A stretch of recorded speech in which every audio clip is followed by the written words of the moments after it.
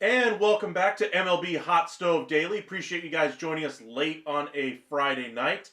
A lot of moves happening already. We should expect a Juan Soto move sometime in the next 24 to 72 hours, according to most Major League national reporters. So we'll see if we get some Juan Soto news tomorrow night.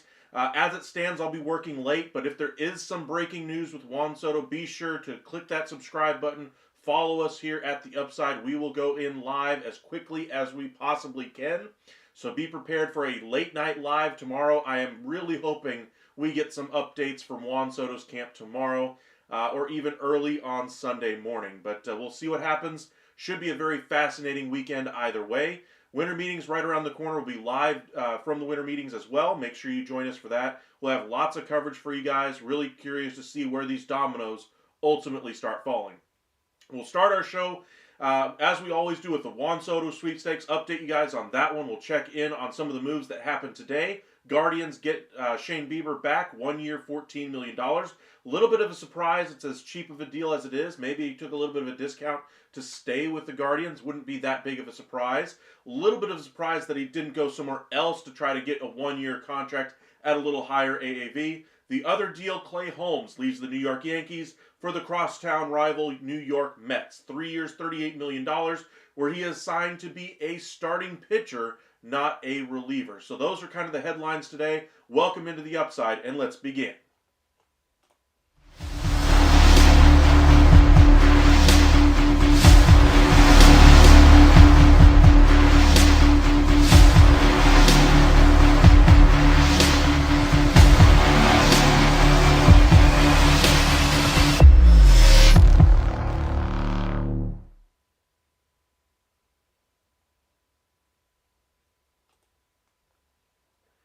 Alrighty, so we'll begin with Juan Soto. Soto, of course, is the biggest free agent on the board this winter.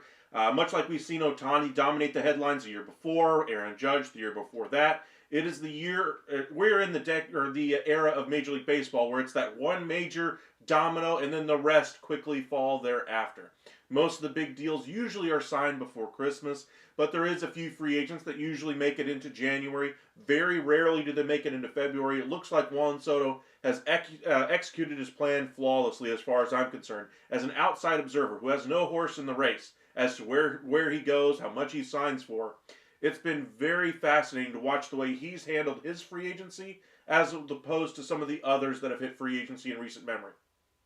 You can clearly see the actions they took. First, of course, you go and meet all the teams, shake all the hands, see if there's anybody else who might notice something about yourself that you might not see from your own perspective. And even if you weren't interested in signing with that team, you might learn something that you can take to your next destination to help improve your career. And of course, it doesn't hurt to have more teams interested in signing you. So it's absolutely impressive the way they were able to clinically handle this free agency process.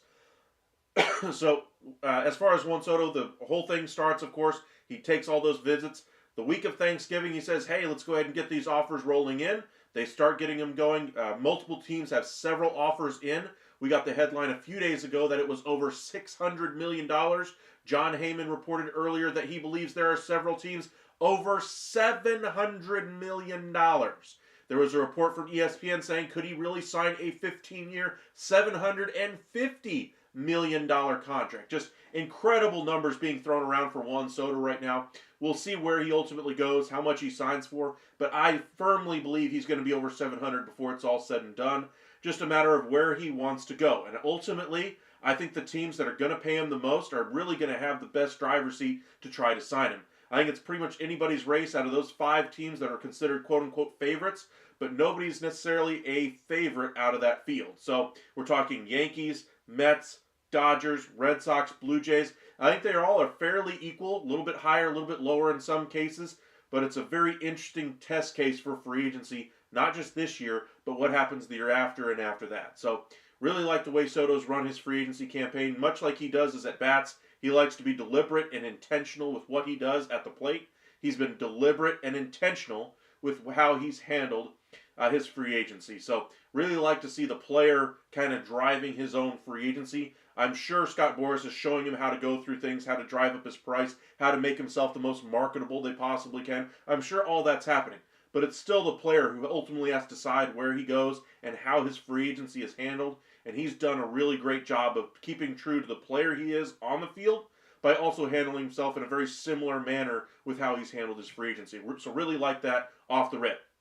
The 2 moves we saw today that are kind of big domino moves in the starting pitching market. 1-year deal, Shane Bieber. 1 year, $14 million to stay with the Guardians. Now, you look at for me, Shane Bieber and Walker Buehler have very similar free agencies this offseason. Both are very likely to sign 1 year, maybe 2-year deals with an opt-out. But there were injury risks coming into this offseason. So they needed to reclaim some of their values, show that they were able to stay healthy, those kinds of things. I thought at the outset of free agency, Shane Bieber would have been a great fit as number 2 on a team like the Orioles or the Red Sox or something like that, where he can go somewhere new, get with a new training staff, show that he has value, all those kinds of things, and make a little bit more money, by the way, by going to some of those other destinations.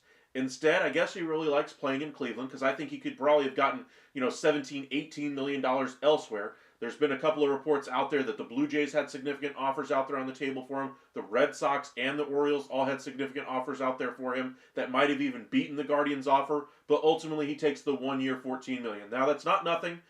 Maybe it's worth $4 million to you to just stay home in Cleveland where you have your family, all those kinds of things. But, for me, I thought getting out of Cleveland would have been a great thing for his career because then you get more voices to talk to you.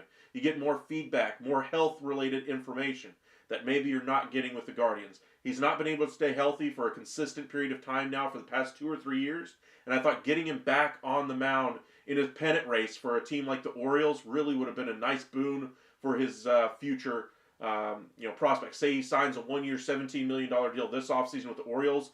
They parlay that into a first-round playoff success, and finally they're moving on for the first time with this young core. Now the Orioles are looking at him going, hey, maybe you're the answer as our number 2 going forward. We sign you to a 5-year, $25-30 million deal, lock you up long term after you've proven your worth. Or say a team that needs some starting pitching next year, say the Atlanta Braves. They've got a lot of guys that are older in their rotation, 1-year deal, stopgaps that they seem to have been willing to do. Fried is no longer going to be there. Maybe they would try to bring in Shane Bieber, who they've had interest in before, by signing him to a multi-year deal. I thought if I were him, my preferred course would have been to go elsewhere. He decided he'd rather stay with the Cleveland Guardians, and they are looking to compete not just for the division like they have been for the last several years. They're looking to compete for a World Series. They're going all in this year. Now, what does all in look like for them? It's not going to be going in for Juan Soto. We're not talking about something like that. But we are talking about them making significant changes to their roster to try to raise their ceiling. They already have a very good team. They're trying to push it to a very good team on the field by possibly trading a guy like Josh Naylor. I'd imagine they'd only do so for a superstar in return. Not saying they'd be able to get it done, but I am saying that's the mindset there in Cleveland this offseason. So great job for Cleveland for being able to retain one of their own and solidify that starting rotation by bringing back Shane Bieber. The other move that we saw today, bigger domino anyway, on the starting pitching market is Clay Holmes. Yes, that Clay Holmes, who was with the New York Yankees as a reliever, had his issues in the bullpen last year with the Yankees, obviously. Former Yankees bench coach Carlos Mendoza is the head coach there or the manager for the New York Mets. He had success with former Yankees before. We just saw that with Luis Severino, who just signed 3 years, $67 million with the the Sacramento A's now. They go take another bite out of the Yankees' apple, and now they bring in Clay Holmes, 3 years, $38 million. Really like this contract. We saw a bunch of contracts kind of like this over the last 5-6 years or so. This is just kind of the inflation on that 3-year, $30 million deal that we used to see the Texas Rangers do and have so much success with pitchers like Kyle Gibson, Lance Lynn, Mike Minor, just to name a few. This is the next iteration of that deal. It's now going to be around 3 years, 38, 3 years, $40 million is the new 3 at 30. So a good starting pitcher. I believe he's going to have some success there. I don't think anybody's counting on him being their 1, 2, or even their number 3 starter. But if you can get him to have some of that production that he had at the back end of that bullpen with the Yankees when he had that best stuff, you're probably talking about somebody you can rely on at minimum as a number 4 starter in that rotation. And if he gets to that pinnacle that you're hoping for, that contract looks like a bargain in a few years. So really like the deal for the Mets here, and it does solidify a very weak rotation when you look at how many different pieces are moving in that rotation. So many pieces are free agents right now. They needed to make some additions. They've added 2 starting pitchers. The Mets are a team that likes to act early in free agency. We're not to the winter meetings yet, and they've already added 2 outside arms to that rotation to help redress it. And they're still in there for some more starting pitching, even at the top of the market with Corbin Burns, Max Fried. They're still looking at Juan Soto. But at least now they have some of their holes already filled, some of their business taken care of before they get down there to the winter meetings in Dallas. Third move we did see today is the Tampa Bay Rays are bringing in Danny Jansen. For me, he's really elevated his offensive profile over the last 2 or 3 years. His power numbers have been a lot better since he first came into the league. He's always been known for more of a pop over an average guy. This is kind of a better version of Kyle Higashioka, who just signed with the Texas Rangers. Has a little bit more pop in that bat. 1-year deal, though, $8 million. No risk here for the Rays. They needed to get somebody in there to kind of solidify things behind the plate there. I really like the signing for them. They always like to do a platoon advantage out there with some of their positions. I think Danny Jansen, you're going to have kind of a 1A, 1B catcher situation there. Maybe even a 1C at some points, but I really like the addition of Danny Jansen. There's not a whole lot of catching out there on the free agency market. There's not really a whole lot of great catchers in the game anymore. There's not a whole lot of catchers that you could even trade for from other teams. Most catchers most teams that have a good catcher aren't going to trade him to you. So it's very rare that you're going to see like a JT Realmuto trade or anything like that for the foreseeable future. There just aren't very many good offensive catchers in the market anymore. Mark, a little sad Jansen didn't return to Toronto. I would be too. Jansen was probably one of my favorite Blue Jays players on that roster before they traded him to the Red Sox. I'm not going to say it was a bad move for them to do so, but they did recoup at least a little value for him. It was not a winning year for them. They had to do something, but I would have liked to have seen him go back to Toronto. I kind of like the idea of him going to Texas before they brought in Higashioka. But Rangers are trying to save a little bit of money to try to address their offense and be able to bring in some starting pitchers and add 3 more relievers to that bullpen. They got some work to do. But Higashioka comes in a little bit cheaper of a cost. Jansen would cost them a little bit more money. That might have been the reason why they decided to steer clear of Jansen's AAV. One other bit of news, anyway, comes from the Chicago Cubs. They're looking at the possibility of trading Cody Bellinger. No surprise, we've discussed that one already. But we have not mentioned Seiyu Suzuki. He is also on the trade block from the Chicago Cubs. They're looking to address some deficiencies that they have on their roster. They want to offload a little bit of salary before they address those in free agency. I'd be a little bit surprised if they don't make a big splash in free agency. By big, I mean signing a top 20, 25 free agent. I think they have the flexibility to add some type of payroll to that roster, but they're looking to offload a little bit, and I think they should be able to find probably a suitor here, hopefully before Christmas. But I'm not going to say they're going to rush it and try to get it done at the winter meeting. So they do have some business to take care of. That's one of the headlines. Another one comes out of the Philadelphia Phillies. They're looking to trade, or at least the possibility of trading, Castellanos, Bohm, and Ranger Suarez as well. No surprise on the first two. Suarez was kind of thought as the sweetener in a Castellanos deal. I guess that's quote-unquote a surprise, if you will, from the Phillies. But they're at least gauging the trade market. They have so much money sunk into this team already, and their positions are pretty much locked up. So unless they move some of their position players, if they want to address some need in free agency, if they see a player that they really like in free agency, they're probably going to have to deal from that major league club to be able to open up some playing time. We'll see which direction they go. More news from the Seattle Mariners is that they're looking at possibly adding a couple of infielders. They've looked at Nico Horner. They've looked at Cody Bellinger. Those are the trade targets anyway that they've discussed. They've also discussed other opportunities with the Philadelphia Phillies. Now, we mentioned this one last night that the Phillies had exploratory conversations about Alec Bohm going to the Mariners in exchange for Logan Gilbert or George Kirby. Obviously, that was never going to happen. Gilbert and Kirby are both far more valuable to me, at least, than Alec Bohm. You'd have to include at least a starting pitcher, probably some prospects going back the other way. Those pitchers, to me, though, even at that price, would still be untouchable. Now, I'd probably be willing to discuss some guys that are younger at the back end of that rotation, Brian Wu, players like that. But I'm not trading you Logan Gilbert. I'm not giving you George Kirby. I have no reason to trade you Luis Castillo. He doesn't hold much value as far as trade because the money already sunk into him. He probably slides in there as my number 3 starter right now. And I just don't see a reason to trade your number 3 starter when you're not going to get much in return for him. So really like the Mariners rotation, and I'm not messing that up just to add a corner infield bat. I might be able to do something at the back end of my rotation, use some of that pitching depth there, but I'm not giving up, my ace of my staff or my number 2 starter to add maybe my 5th place hitter in my lineup. Understandably, the Mariners need to add some talent to that lineup. They have Julio Rodriguez, but he is notoriously streaky. They've said they're going to address, adding some power into that lineup. They did a nice job at the trade deadline, adding a few pieces here and there, but there's still more work for them to do. And, I just don't think Alec Bohm is the piece that pushes them over the top in the division, let alone gets them into World Series contention.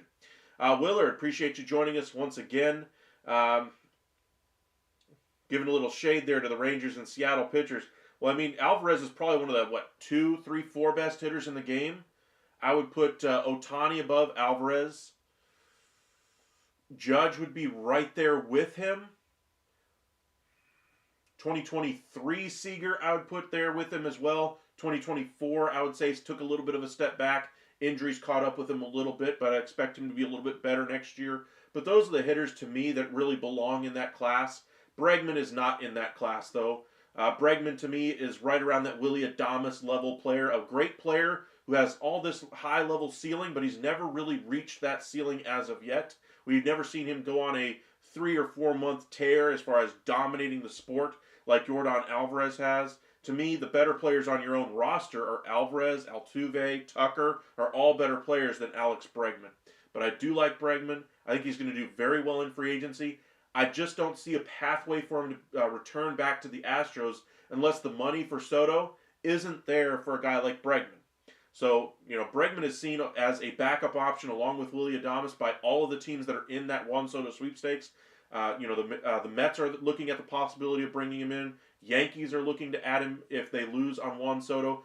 Blue Jays are going to have so much money, and they've taken players away from the Astros before. Alex Bregman could be that next guy. And oh, by the way, if Bo Bichette decides, hey, I'm leaving in free agency after the year, you can easily slide him over and play shortstop if Bo Bichette does leave in free agency, or if you have to trade him at the deadline. So many different avenues the Blue Jays can go down, but there's no shortage of headlines as we get ready for the winter meetings. Let's go ahead and check in on a couple of other headlines. Go ahead and pull up my screen for you guys.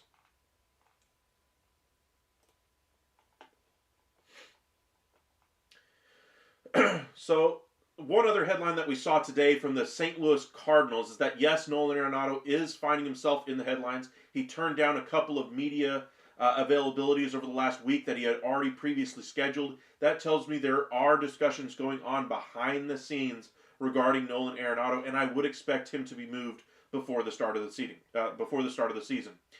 They're also saying in the same breath that they're not looking at the trading Ryan Helsley. Yes, they're taking calls. Yes, they're always open to something if it comes across their desk, and they're like, oh, this is a great opportunity. But I think this is a real misstep here by the Cardinals, because if this is really their footing, is that they want to hold on to him till the trade deadline, that could be a real problem for them, because this is going to be a rebuilding situation for them. A one-year rebuild is what they're telling their fan base. And so to not trade a highly valuable, sought-after closer when he is this valuable on the market, to risk injury, poor performance, because remember, Helsley's been a good pitcher at times, but he's also had a worn egg more than a few times as well. Injuries have played a role in his career. This is a little bit of a misstep here, I believe, by Mozeliak. Now, sure, you don't want to announce to the world, hey, fire sale, we were giving away Ryan Helsley. Give us your, 10 cents on the dollar offer, and he is yours for the low, low price of a double-A reliever.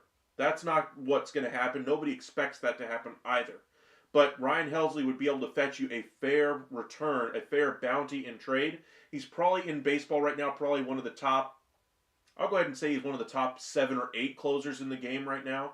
There are still some closers I would like ahead of him, some guys that have higher ceilings. But last year was at least very consistent for him. We'll see how he does this year. But I do think it's a bit of a risk for the Cardinals. If this is truly their footing to hold on to him, I would try to trade him, though, before you get to the start of the season.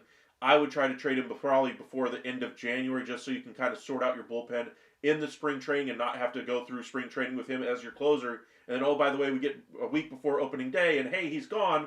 Now figure out your closer situation. So, I would be curious to see what the decision-making goes, or how the decision-making goes in regards to Helsley the rest of this offseason. Let me check something real quick. There was a few headlines I wanted to get to here.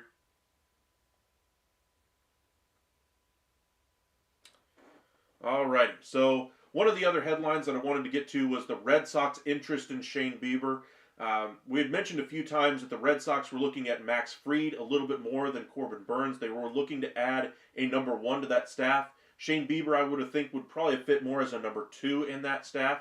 They have some good young starting pitching already there at the Major League roster that's already broken in and had some success there. They're looking to try to push a little bit of money onto this team right now and be a little bit more competitive than they have been. It'd be great to see the Red Sox and Yankees as the powerhouses in the AL East, as what we grew up with in the early 2000s.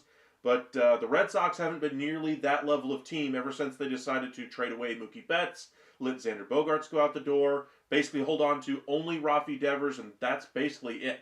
They went kind of the youth movement, saving money, one-year deals, low-cost salaries, those types of things, and ultimately it just didn't get them where they wanted to go.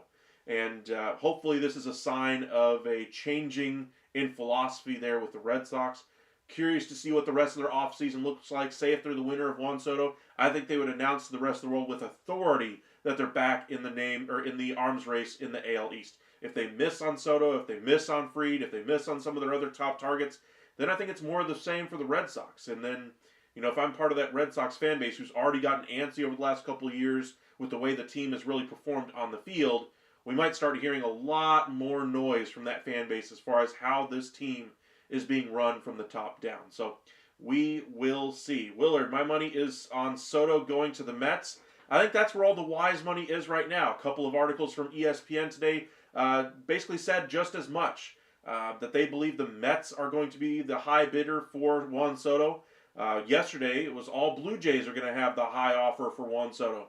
There is so much money in that market right now for Juan Soto. He is going to well eclipse $700 million. I honestly think it's going to get over 725, or at least darn close to it, maybe even higher than that. So the money is there for Soto, but the money is also there for all of these other free agents out there. I was listening to a podcast earlier today from Foul Territory when Buster Olney was on there a couple of days ago, and he was kind of laying out the case for what's going to happen the rest of free agency. And it was just after, or I guess it was yesterday, after the Severino signing. And he was basically like, hey, now that you had Severino sign, taking more money, than what would originally have been thought for him, the LA Angels making an investment in Kikuchi, a couple of really great options on the starting pitcher market are off the board for over $20 million a year. I would have thought both of those pitchers would have been more in the neighborhood of $15 million per season.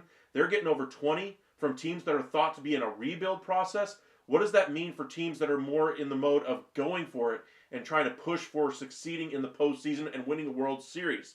There are more teams this offseason that are pushing for championship contention than there have been in recent memory. That means prices are going to go up for these free agents. We're going to see some incredible numbers for some guys we really were not expecting, just like Luis Severino, just like Yusei Kikuchi. So it's going to be a lot of money thrown around. The money that doesn't go to Soto is going to go somewhere.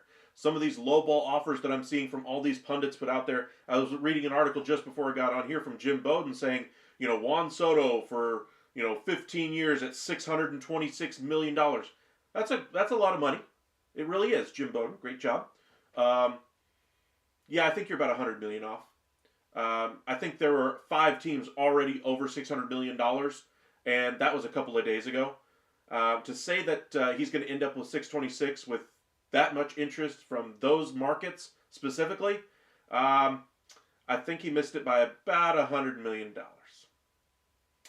Yeah, I think he's going to do well.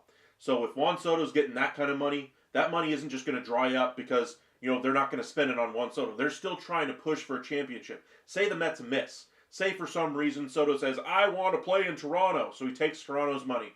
What are the Mets going to do? Just sit on their hands? Not sign somebody else with that money that they already had willing to spend on a guy like Juan Soto?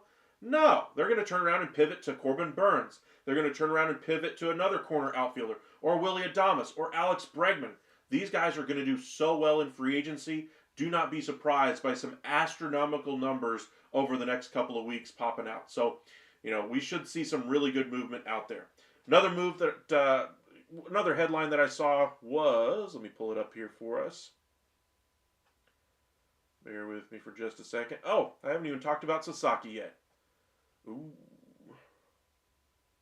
Sorry, I just saw another tweet pop up on my phone. I'll get to that one in just a moment. We'll go to Sasaki first. So, Roki Sasaki is the player coming over from Japan.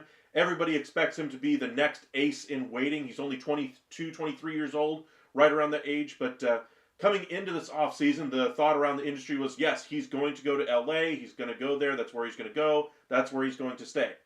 Notice I didn't mention any caveats or that he's going to go to San Diego or to Texas or to any of the other teams that have been mentioned, the Chicago Cubs. Those are the 3 other teams that have been connected with him most outside of the Dodgers. Well, today we got a couple of reports out of ESPN from Jeff Passan specifically that Roki Sasaki's basically already made his decision that he's going to end up with the LA Dodgers. I think that's a little bit misleading. I still think there is some hope out there for teams that are interested in Roki Sasaki. Why? Because he hasn't signed there yet. He's going to wait till the beginning of next year, and who knows what the Dodgers' plans are. Maybe they don't want to wait for a player to establish himself at the major leagues, even if it is only for their number 5 starter. Maybe they'd rather go out there and get a proven playoff performer at the major league level already. Maybe bring back a Jack Flaherty or go after a Max Scherzer. Bring back one of their own, Clayton Kershaw, Walker Buehler, any number of other free agents out there. Not saying that they'd rather go for him or go for those guys in return, but I'm saying that maybe the Dodgers might not want to wait till the beginning of next year to make that decision on Sasaki and then be left with, hey, we got this young guy at the back of the rotation. Now, they did a great investment last year with Yamamoto. They were willing to do so for $300 million for that. Obviously, Sasaki's only going to cost $5. They are going to be, how do I put this? evil empire reincarnated all over again from the New York Yankees days back in the late 90s when they would get every single top flight free agent, every single major trade they would get done, and they would somehow be able to replenish their farm system with God knows how many prospects as they went through that whole entire system back then. But right now, the Dodgers have a good farm system, not great as it once was, but it's still very good. They are very deep. They get international free agents, and yet they're still going out there and spending money like they have a mint in the back of their front office. And they kind of do. They were the ones that went out there and did the 10 years, $700 million for Shohei Ohtani. They deferred so much of that money that allowed them to sign the pieces that they got last year. And oh, by the way, year one of Ohtani there, they made so much more money than they were ever expecting. It completely shattered any of their tables that they had for what their finances were going to look like this time last year. So just an incredible, change in fortune for the LA Dodgers. Having a rough season where they were bounced out of the playoffs by the Milwaukee Brewers, ultimately has turned into a World Series championship and what could very likely be the first repeat champion since the New York Yankees. So it's going to be a very curious offseason the rest of the way for the Dodgers. There are in the market for a guy like Nolan Arenado. Arenado did kind of troll some people out there liking a song from, was it Kendrick Lamar? Something about Dodger Blue. I'm not up on the Kendrick Lamar song or anything like that, but he kind of trolled some of his fans out there by liking that song, and on Instagram, I believe. But I'm curious to see where Arenado goes. We mentioned the other night anyway that there's a few teams in on his market: Astros, Yankees, Mariners. There's a whole bunch of teams that could use a third baseman that miss on guys like Bregman, Adames. Those level of free agents. The one bit of news that I just saw anyway is that Alex Bregman has been offered more than $200 million from a team out there. Now, another source says it's a little bit under $200 million. I'm curious to see where his number falls, but he does have a very high ceiling. The question is, will he ever reach the ceiling, the promise that he had when he was drafted, or the promise that he shows glimpses of from time to time with the Astros? Do I think he's going to be able to reach that ceiling with the Astros? I don't. He's playing a third base position where his bat plays a little bit down for what it would play at shortstop. He's still a very impactful player, but he's never been the Yordan Alvarez, if you will, of that Astros lineup. It's always been Alvarez is the true threat in that lineup. Altuve is the great on-base guy. The next guy seen after Alvarez has always been Tucker. Bregman has just never really lived up quite to that same level of production. Maybe he gets there, maybe he doesn't, but he's still going to do very well in free agency. Now, $200 million, that seems a little bit rich, but look at what Marcus Semien signed for a few years ago. 7 years, $175 million at a time when you don't pay second baseman. Bregman can play shortstop, he can play third, he can play second, I'm sure he could play first, he could play a corner outfield spot, he could go all over the place. But I'm very curious to see where the money is going to go for Alex Bregman. I think a team that would be a great fit that misses on Soto, or that could miss on Soto, would be the Toronto Blue Jays. I think he would just fit hand in glove in that team. He already has a former Astro teammate on that roster in George Springer. Springer's going to be there this year and next year. If things go poorly with the Blue Jays, I think he easily slides over to shortstop after the season if they move on from Bo Bichette, or if Bo Bichette decides to move on from them. So that would give them a good fallback option. I would imagine the money that the Blue Jays would spend on a Soto, they'd be happy to give to a Bregman, and then turn around and sign a starting pitcher. In that same Jim Bowden article that I referenced just a few minutes ago, they had Nathan Eovaldi going there for 3 years, $70 million. For that kind of money for the third year, I would imagine if I'm Nate Eovaldi, I would go there too. I've talked over the last couple of days about the Texas Rangers and Braves probably being the favorites in that market for Eovaldi. Cubs, Red Sox, and Orioles on the periphery of that argument. If the Blue Jays pivot to a guy like Nate Eovaldi to kind of solidify that rotation, I think that would be the perfect move for their rotation. I think Eovaldi really fits in so many of these postseason caliber rotations because you can easily give him the ball in game 1, 2, 3, or 4 and expect a dominant performance on the mound. You don't have to go yank him after the third inning because he doesn't know how to get around a base or a leadoff walk in an inning and then just loses his mind and can't locate anymore. And you have to go to the bullpen and then you tax your bullpen, you lost your series because your guy couldn't hack it as a starting pitcher. Eovaldi's not going to have that problem. And so I think he'd be a great playoff competitor for those rotations that are looking to bring him in. Terry, welcome in. Appreciate you joining us. Another article out there says the Mets are willing to top any offer for Juan Soto.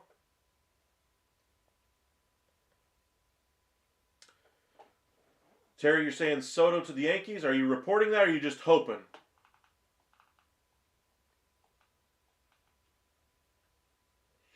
There's another article there about the $700 million number for Soto.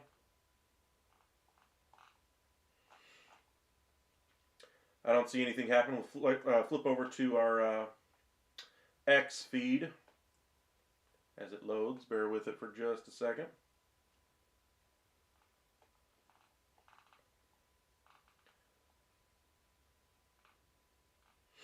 Mets taking calls on Brett Beatty. I think he would be a good change of scenery guy for me. They don't really have a fit on that roster for him the way they're currently constructed. Just seeing if there's any other news out there. Joel Sherman, as far as that Holmes addition, they're saying the Mets' plan is to try Holmes as a starter with the fallback of him being a setup man for Edwin Diaz. A little rich for a setup man to be making around, 13, 12, a little over 12.5 million per season as a setup guy, especially when you have 20 million locked up in your closer. That's $32.5 million locked up in your 8th and 9th inning guys. They better be absolute lockdown for that level of money spending at the back of your bullpen. Most bullpens don't spend at the level that the Mets are going to be if that turns out to be the case. Most guys don't even spend at the $20 million threshold for a closer. Most teams are happy to go with the 10 or under guys, maybe even the 10 to 15 guys if they're good. 15 to 20 is usually classified for that top 5 in the sport. And, Diaz, when he's on, classifies as that. But he does have times when he's not that dominant pitcher. He does have injury risks associated with him as well. Just something to kind of keep in mind.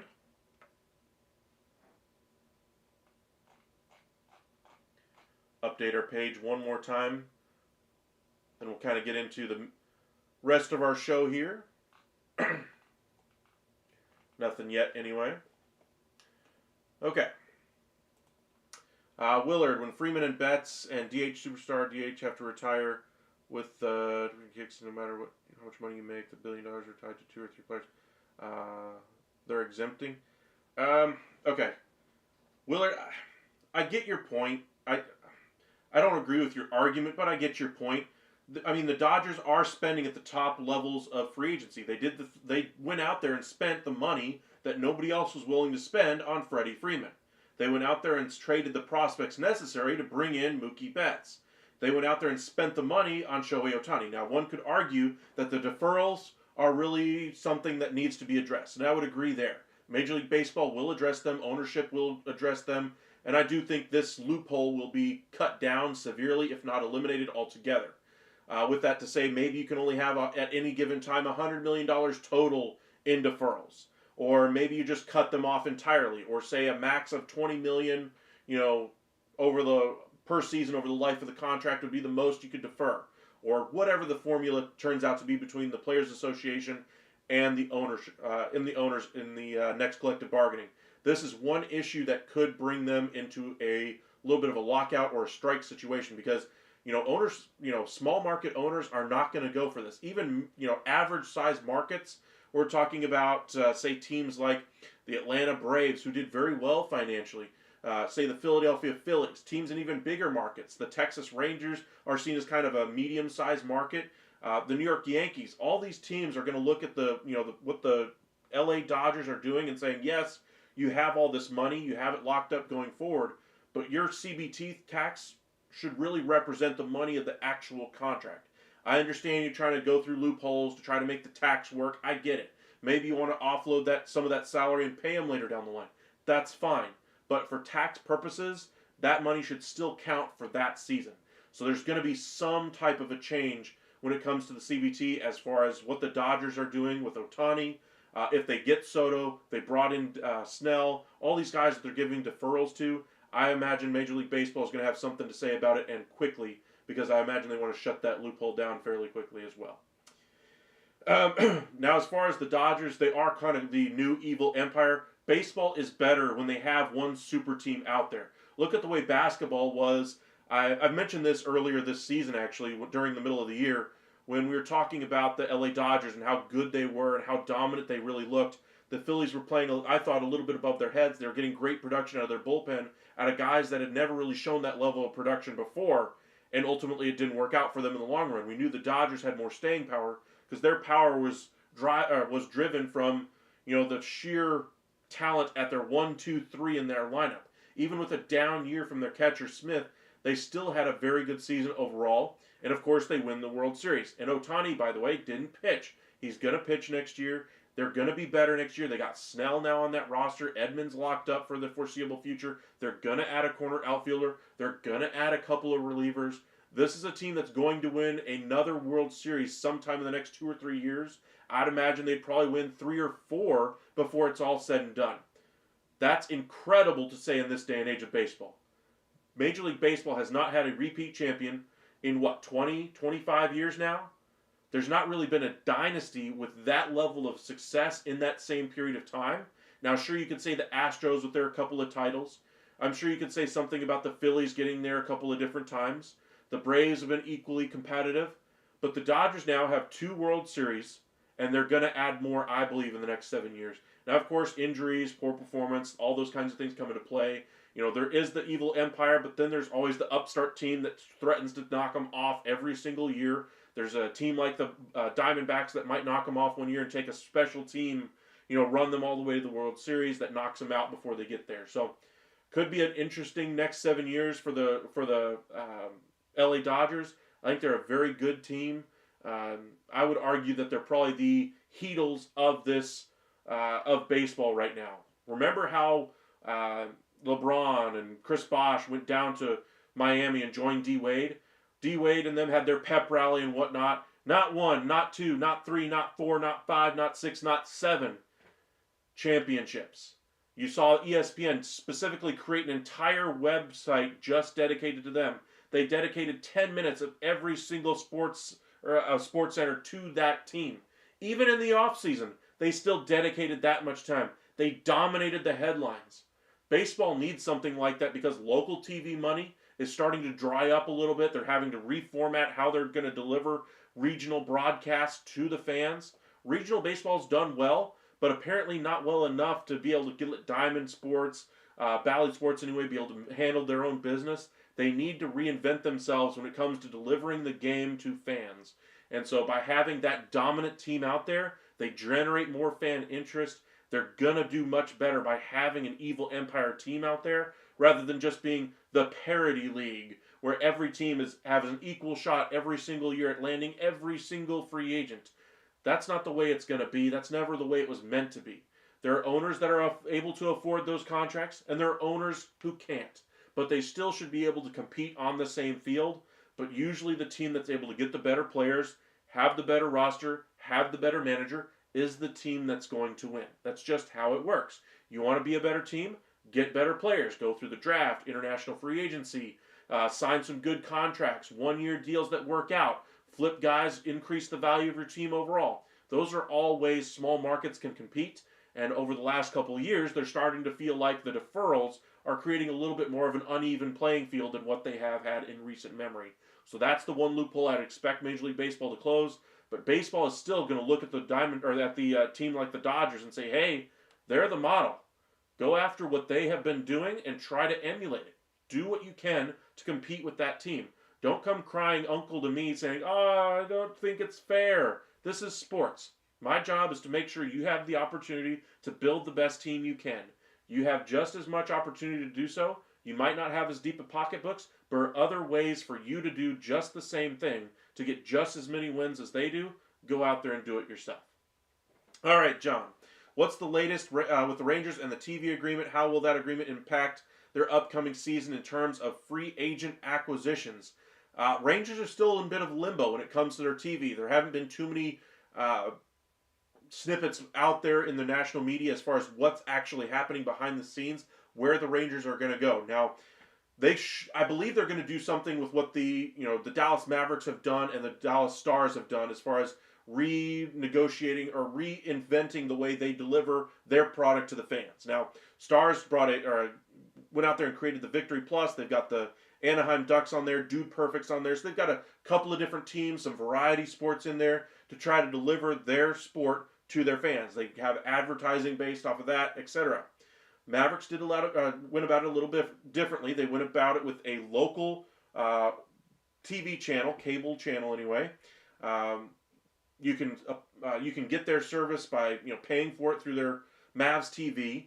That's another way that they could do it. The Rangers are looking at both of those models, seeing how they're going to work, and I'd imagine they already have irons in the fire as far as both ways, as far as how they want to deliver their product to Rangers fans next year. Do they do something similar with what Bally or Diamond Sports is doing with Amazon? Just go, hey, Amazon, we want to have our teams here. We'll pay you or we'll let you have a fee of having these games on there, but we want to recoup X, Y, and Z percentage of whatever games are watched. We want to be able to handle the advertising. We want to be able to run the broadcast ourselves. You guys will just be the hub for where that entertainment can be found. Or do they go out and create their own app or join Victory Sports or Tegna Group or any one of these other organizations that have popped up over the last year or so. So should be a very interesting next month or two. I'd imagine by the new year we'll have some news as far as where the Rangers are going to be. But as of right now, it's still very cloudy as to which direction they are going to go. Second part of your question there, how is the agreement impacting with this upcoming season, impacting things in terms of free agent acquisitions? I don't think it's really impacting it at all. I think Ray Davis and the ownership group there have done a great job spending on this team, trying to invest in that roster. We see that with Corey Seager, Marcus Semien, Jacob deGrom, Nathan Eovaldi, among others, John Gray, Andrew Heaney. Eovaldi and Heaney now free agents, of course. They still have the money on the books right now for deGrom, Seager, and Semien, some good, some bad. But they're still at, $180 million in payroll as we currently sit, $190 million with the pre-arb and arbitration deals, depending on what they're projected to be. That leaves them roughly $40 million, according to Evan Grant, that they can go out there and spend.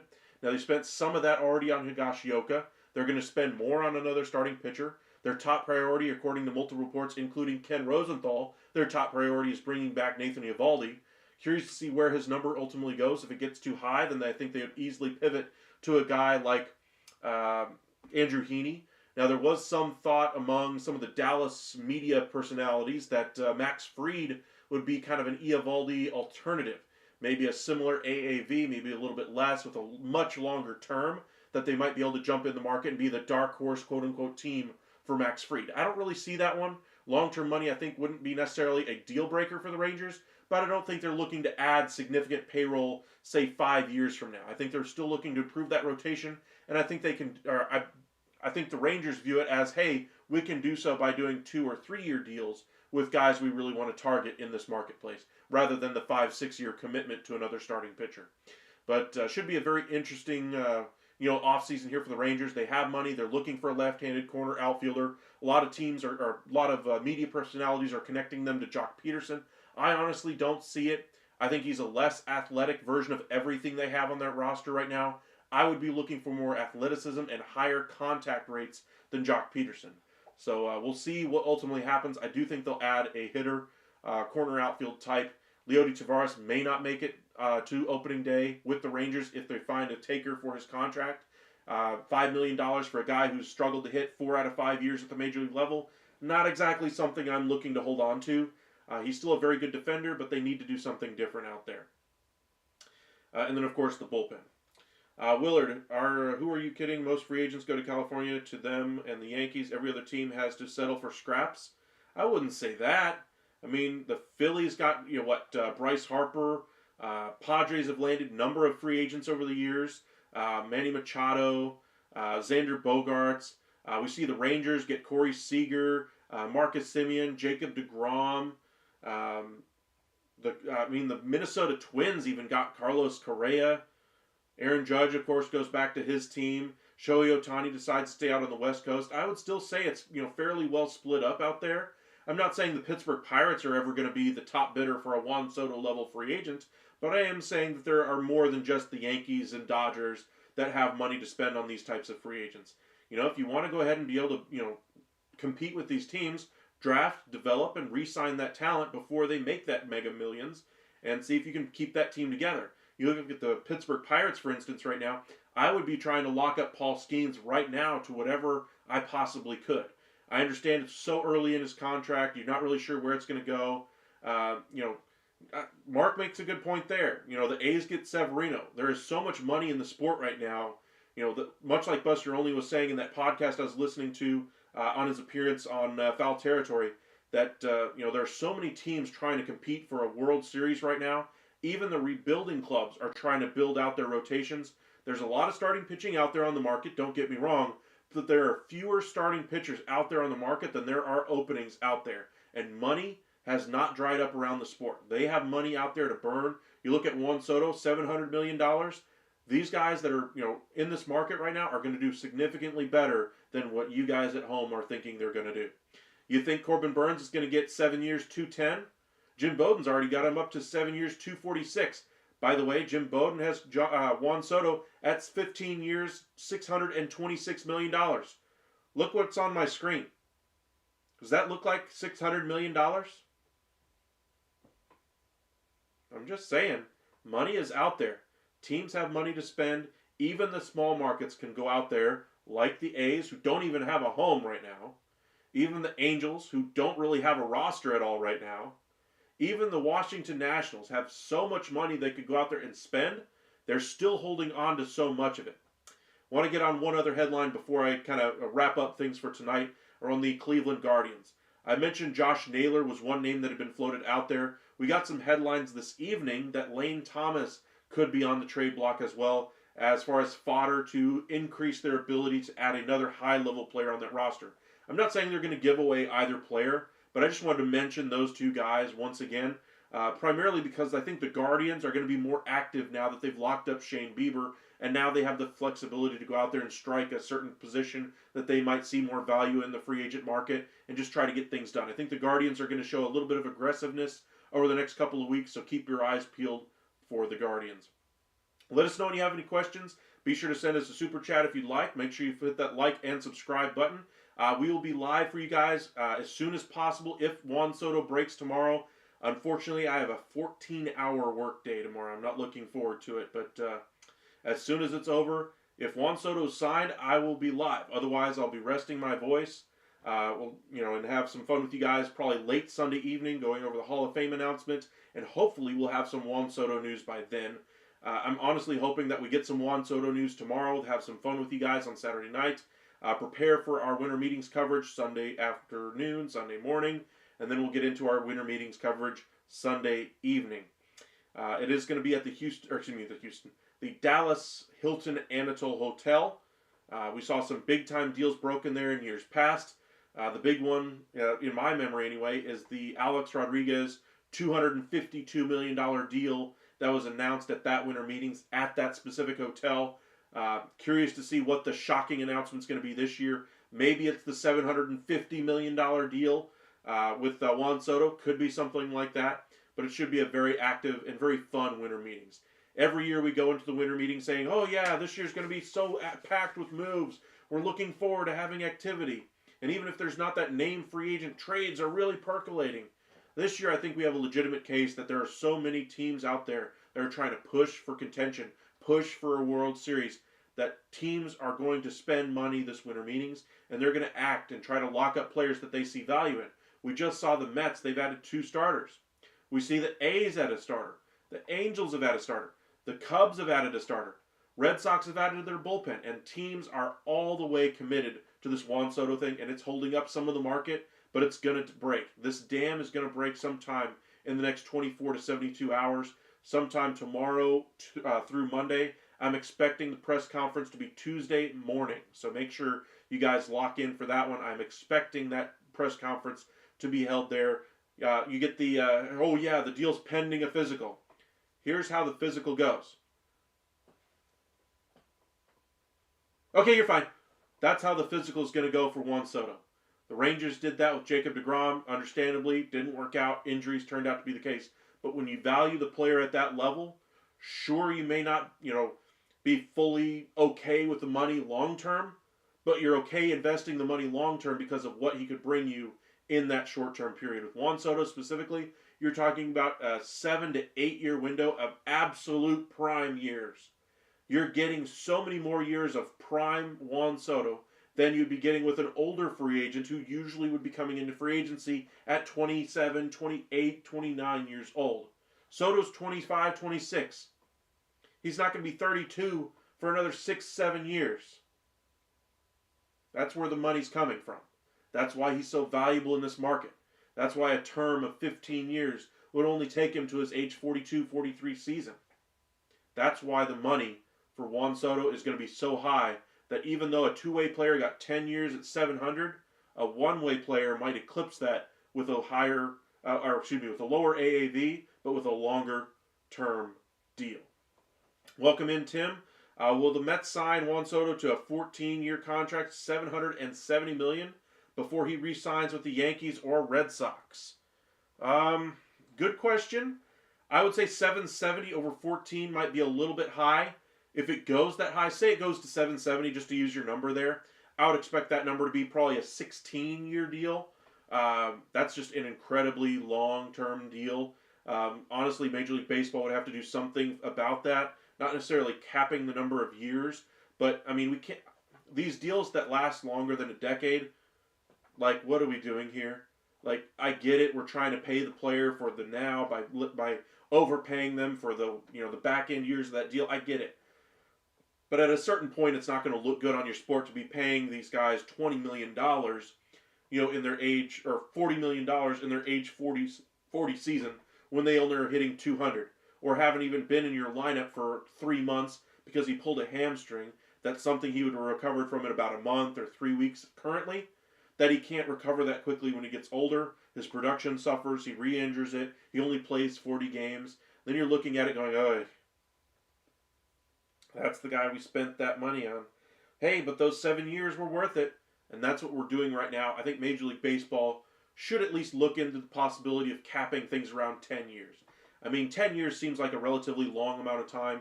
Understandably, Major League Baseball's Players Association can have nothing to do with it.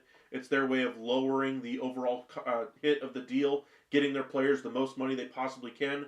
But at a certain point, the Players Association represents all players, not just the 2 or 3 or 4 players that get that long-term deal that all these players shoot for, absolutely. But you also have to look out for the bottom of your class as well. The minor league guys, the guys making the minimum, the guys in their age 20 or in their year 20 on the Major League roster signing for 5 years. The Albert Pujols effect. Good point there, Mark. That's kind of what I'm referring to there. We got a little bit ludicrous with the Alex Rodriguez contract of 10 years. That was seen as kind of a ridiculously long term, even at that time. To get to the 14, 15, even 16-year marks, like, what are we doing? Like, we're just talking monopoly money at this point. Let's be a little bit more realistic. I don't think they'll ever have a time where they're like, hey, winter meetings, everybody signs, and that's it. Might be great for the sport. I just don't think Major League Baseball's Players Association would ever agree to something like that. That's something like the golden at bat thing that's never going to happen. But I think there are ways that they can kind of curb some of these extraneous issues for Major League Baseball. Like, 14 years, what are we doing? Deferrals of over $1 billion for a period of 20 years, what are we doing? Like, we need to start capping a little bit of that. We saw some of the rule changes work so well on the field. The thing that we never wanted to touch because we're baseball purists. You can never change the product on the field. It's America's pastime. The numbers matter. We just saw steroids. Baseball survived steroids.